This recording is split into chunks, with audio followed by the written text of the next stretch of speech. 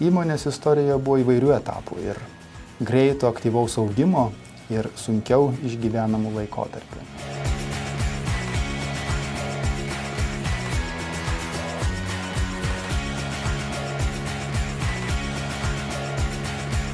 Įmonės vizija yra užtikrinti, kad klientai, darbuotojai ir savininkai būtų patenkinti.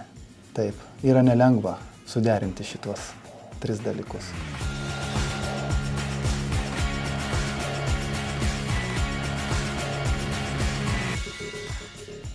Dabar labai prisimenu persikraustymą į naujas patalpas.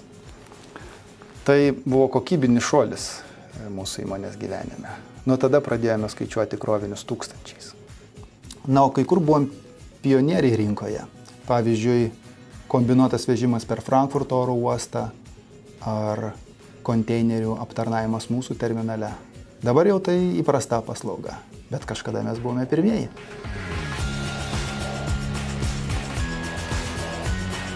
Rinkoje sunku išlikti unikaliu ilgą laiką, bet įmanoma. Štai mūsų Entargo paslauga. Mūsų didieji konkurentai kol kas tik deklaratyviai pasiekė tokį reguliarumą ir dažnumą. Bet jaučiame jų kvėpavimą į nugarą, todėl turime stengtis. Na, o dabar ypatingai svarbus yra tolimesnis EAC sistemos vystymas. Klientai jau dabar gali suvesti užsakymą į sistemą, sekti krovinio judėjimą ir gauti pristatymo patvirtinimą. Net tolimoje ateityje galės sužinoti vežimo kainą, pasitikrinti tranzito laikus ir pasirinkti tinkamiausią servisą. Žinoma, kad mano ramstis yra ilgus metus įmonėje dirbantis darbuotojai. Pagerbdami juos priimame į Angelų ir į Laisvės klubą. Jų dabar daugiau kaip 1/4.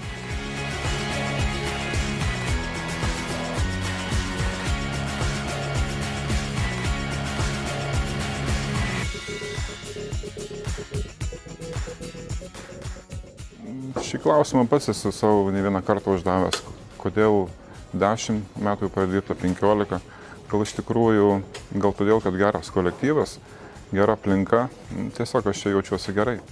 Kai atėjau dirbti į AC Logistics, iškart supratau, kad tai mano.